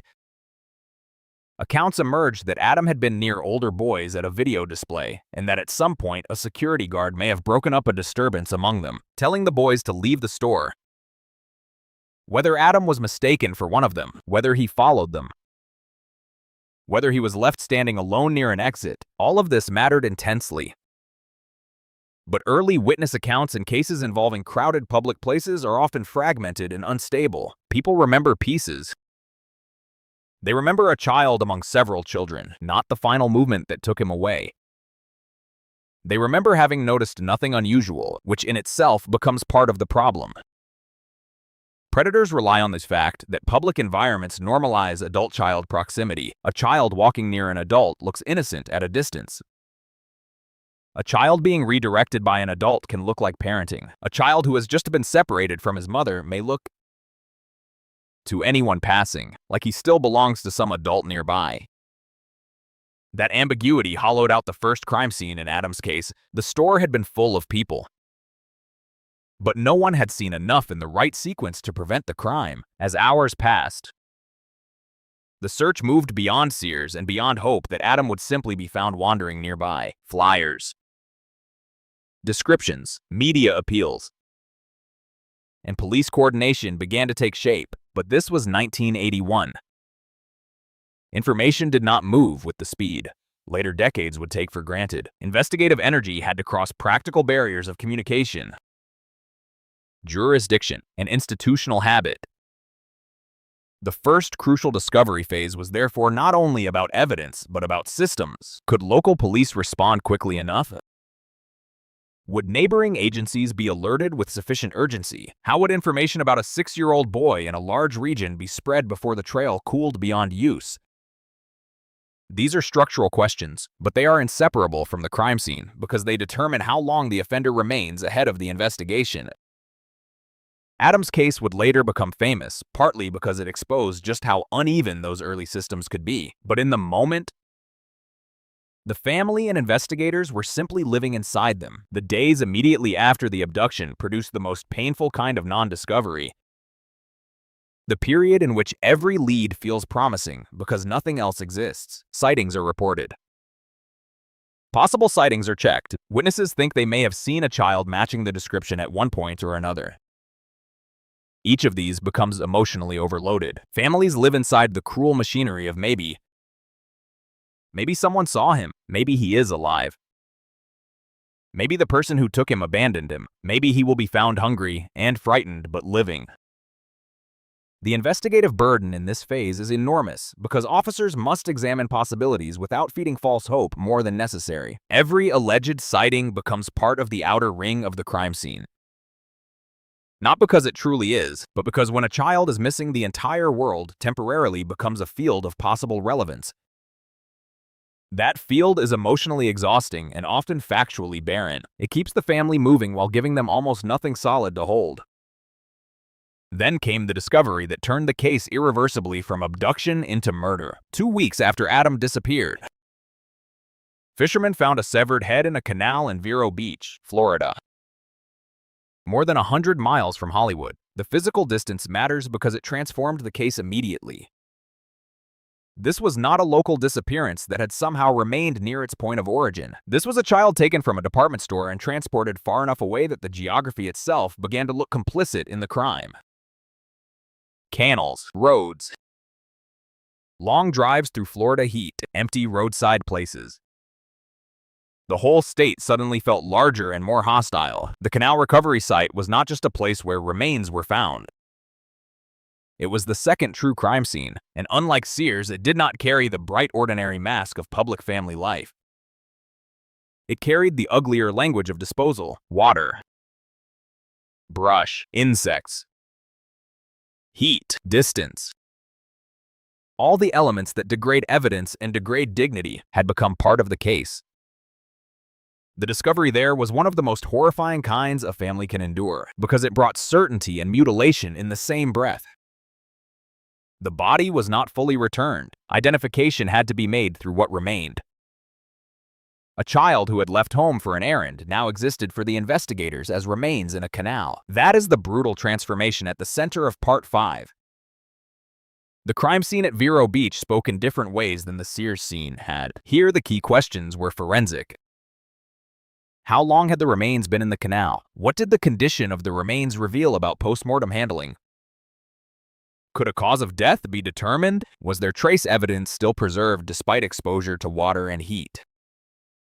Could anything on or near the remains indicate the offender, the vehicle, or the route taken? Outdoor water-adjacent recovery scenes are among the most punishing for investigators because the environment actively destroys clarity. Water erases, carries, softens, and contaminates. Heat accelerates decomposition. Animal activity and environmental exposure disrupt what in an indoor scene might be read cleanly. The result is that a case can become emotionally overwhelming at the very moment it becomes physically harder to prove. Adam's death entered the investigation through exactly that cruel gate. The remains confirmed the worst, but they did not hand detectives a neat path toward the killer. Identification of Adam from the recovered remains was itself devastating proof of how the case had shifted. The Walsh family was forced out of the suspended state of a missing child case and into the irrevocable knowledge of murder. Yet from an investigative standpoint, the discovery still left enormous gaps. There was no living witness to the abduction who could identify the offender. The body had been only partially recovered.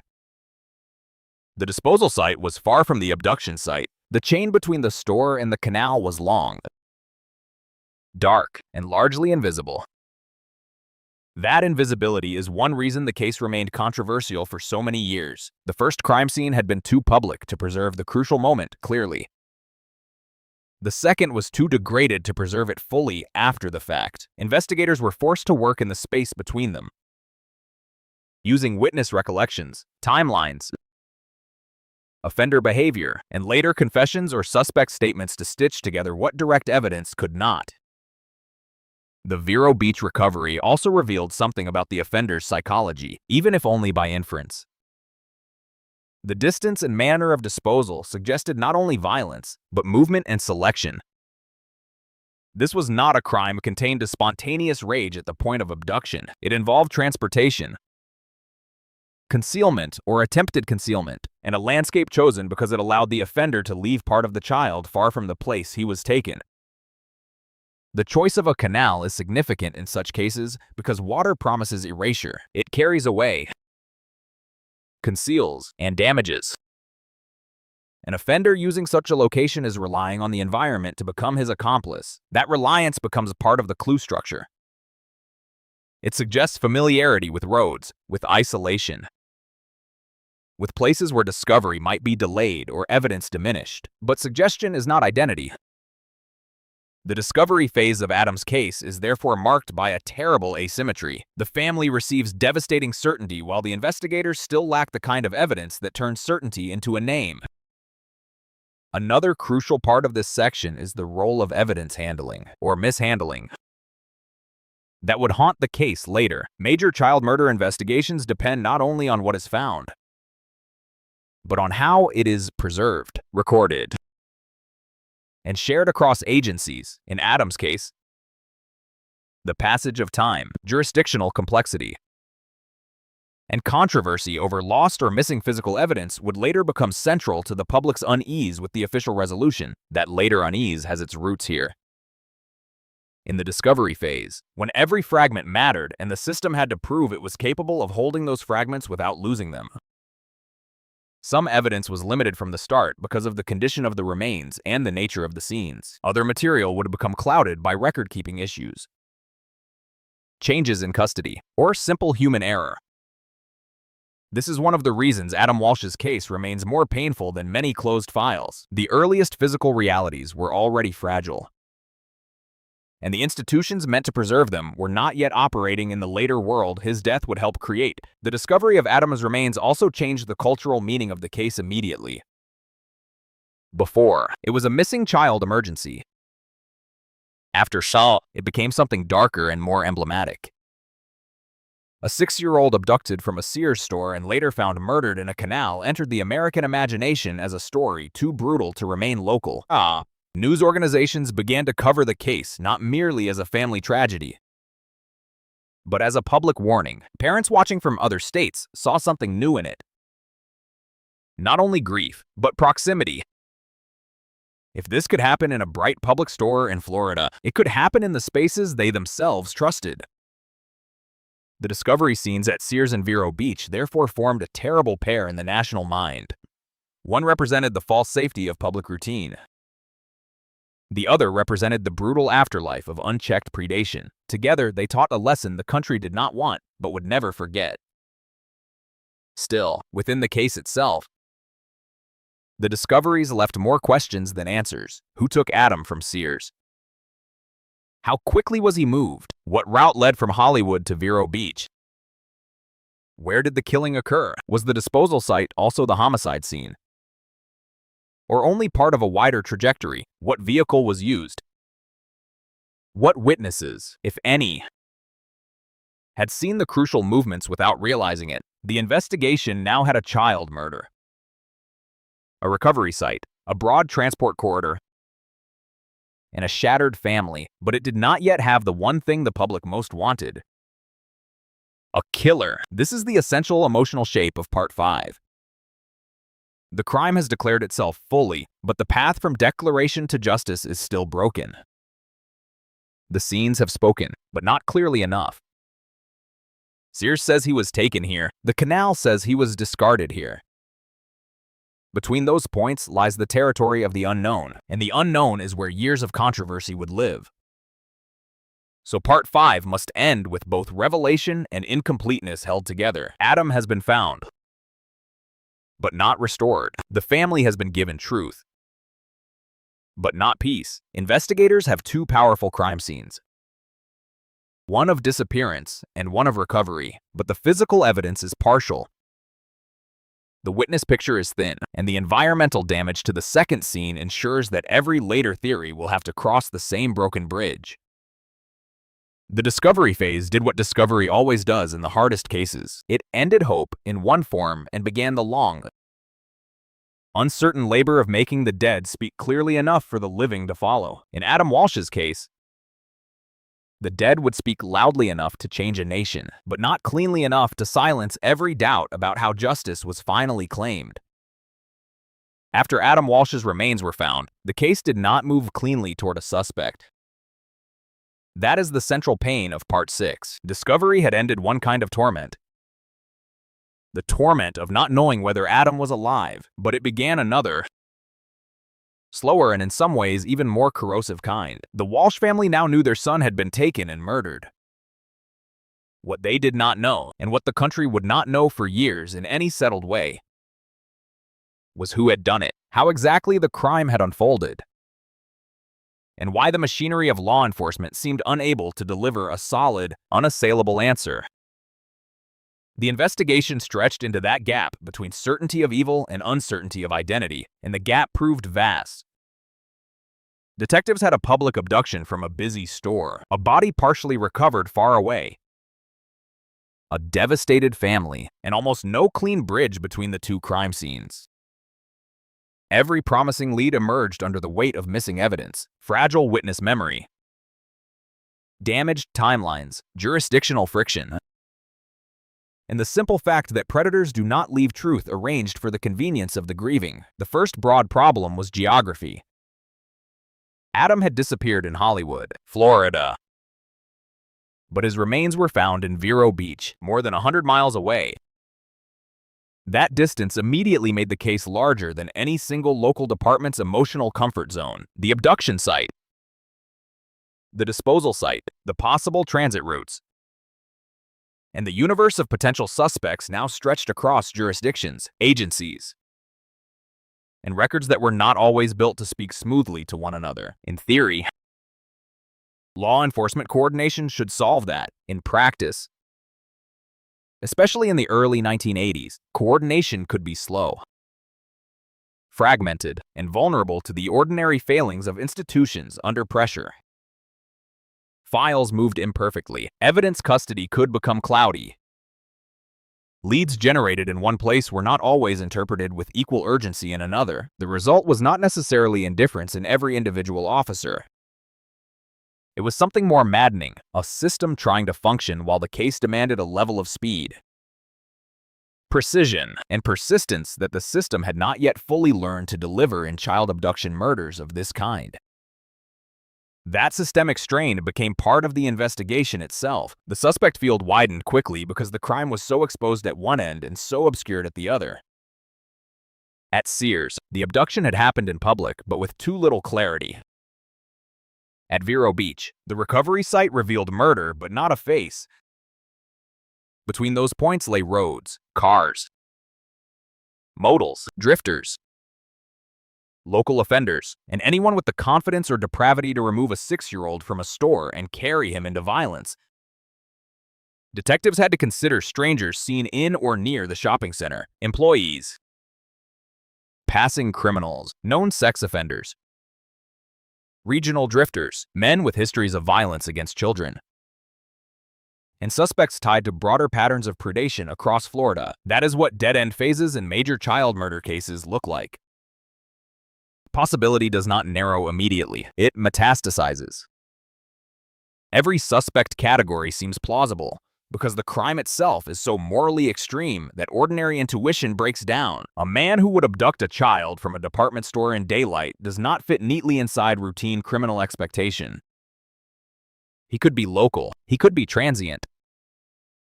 He could be alone. He could be part of a wider predatory life already hidden from the public eye. In those early years, investigators pursued many angles, and families had to endure what families always endure in such cases, the repeated opening and closing of hope. A lead emerges, a name surfaces. A person is questioned, a witness thinks they remember something. A piece of information seems to align, then the structure collapses. The man was elsewhere, the witness was uncertain. The evidence was too weak, the statement changed. The timeline failed. Every collapse did not merely waste investigative energy. It re-injured the family. Grief in an unresolved murder is never allowed to settle naturally.